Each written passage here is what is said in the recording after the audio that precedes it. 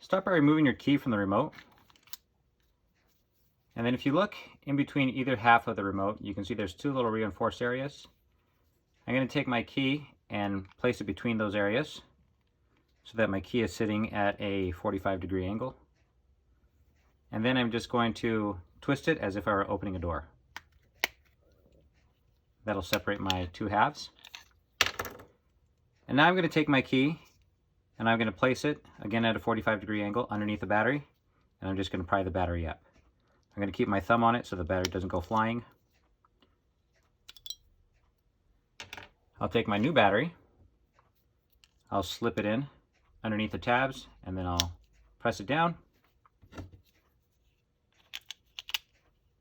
Take my other half and just clip it all back together, and then I'll place my key right back where it started.